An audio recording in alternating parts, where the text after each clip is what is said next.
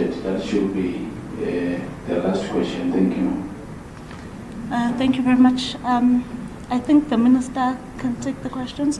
But Takalani, can you repeat that last question from Helmo?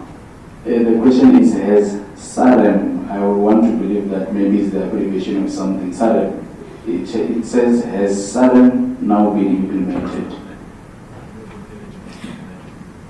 I think we need clarity from Helmo. Perhaps as we respond to the other questions, Helmo can clarify on the platform as to what that abbreviation is, because it's not quite clear. So we'll take the Minister who will respond to the questions posed, whilst Helmo clarifies his question further. Oh, okay. All right, the Minister will respond to all the questions, including Helmo's question. Thanks.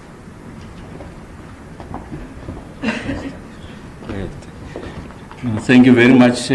No, Innocent, you are absolutely correct. So although you make the point that energy poverty is something that is likely going to be experienced in the future, I make a different point. And that different point is in my own calculation. We're experiencing energy poverty as I speak to you now. So outside the issues of load reduction, you go to townships, people who are relying on grants, who are not accommodated in the indigent policy, people who live on what you call peace jobs. So these are people who offer their labor on a daily basis. So they don't have the kind of benefits that come with people who are employed permanent. So they're not guaranteed a salary, and they're unemployed. They simply can't afford this electricity, especially on the back of the steep tariff increases. So it's important that we fashion a solution on how best to address that situation. And I'm confident that the kind of work that Monday is referred to, those microgrids, and one of the areas that we are discussing is the repurposing of that INEP just to direct it to the work that Monday is doing. So what Monday, the head of generation, must give us the confidence is the speed with which he's able to roll out these microgrids. I'm sure he has done pilots, so he knows what it takes. Ensure that the components are manufactured locally, so that on the back of this, you are also resolving a different problem. So I think Eskom is an excellent candidate, Mr. Bala, in relation to the entirety of this INEP. Of course, you're going to have a new conversation with municipalities. They'll say, but we're using this money to fix this, to fix that. We have seen that that's not sufficient. So you spread it across 200 plus municipalities. So if you see it as just one ticket and design a program that is intended to ensure that there's universal access, but it is responding to clean technologies and is addressing affordability, the work that Mr. Bala is doing will help us to address the three questions. That's the point that I am making. So you don't have to go through traditional ways of thinking of electrification, that is the Eskom and the municipal wires. We must think of it differently. We are reshaping that space, Innocent. Tim, in fact, the size of the ticket in relation to transmission has been put to about 390 billion rands. And you are absolutely correct. The Eskom balance sheet will not be in a position to carry that.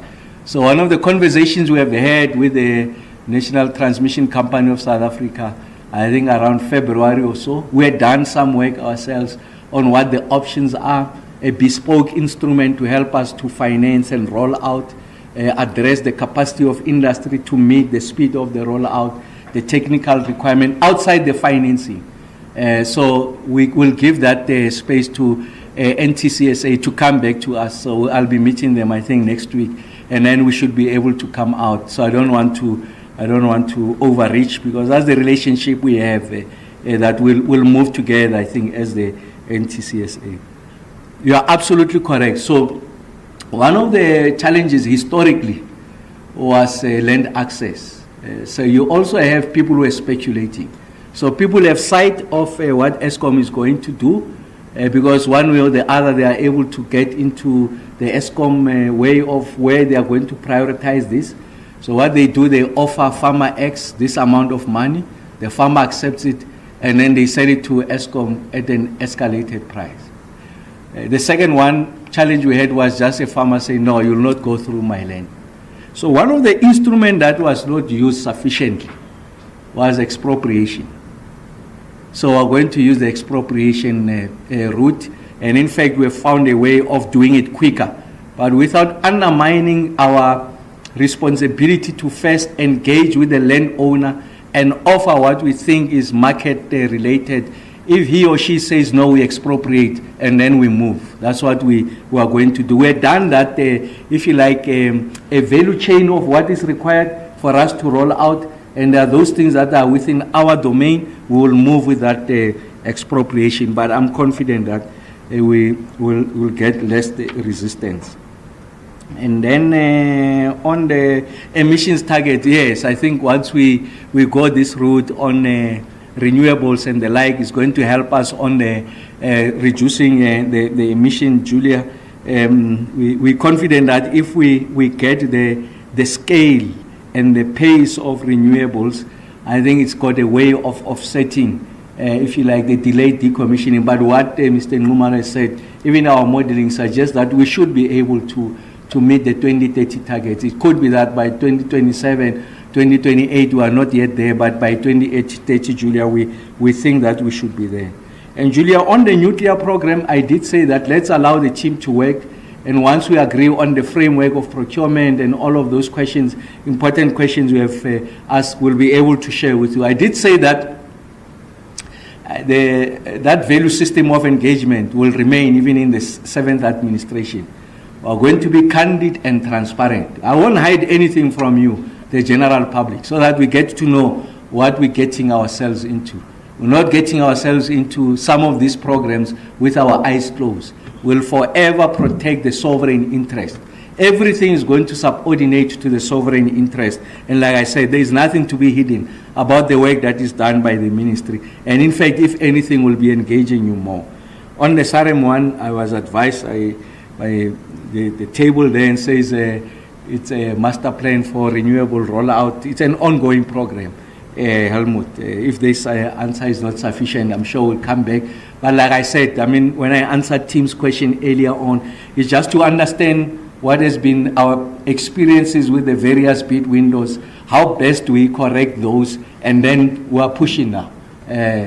So that we signal to the market, we are able to build the industry behind that, because there's an appreciation of scale. But what is important is that you must deliver on that program, because it's the credibility of the program. People won't believe statements that I'm making. They'll believe when, in fact, the program is indeed rolled out. We move quicker, financial close, and then private sector must meet their commercial operating date and all of that. Everyone has got an obligation. We'll meet our obligations, and that's why we're saying that we need to engage with private sector so that they meet their obligations.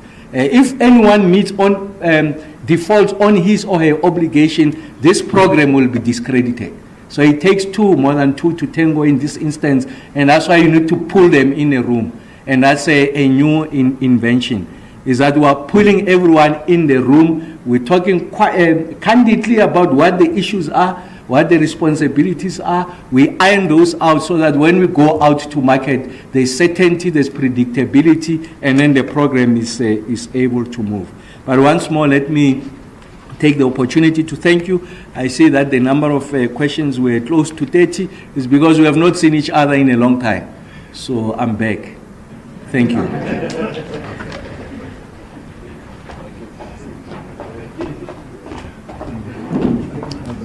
Colleagues, with that, we have come to the end of today's media briefing.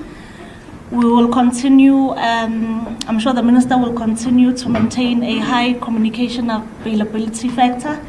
We'll have more of these regular media briefings.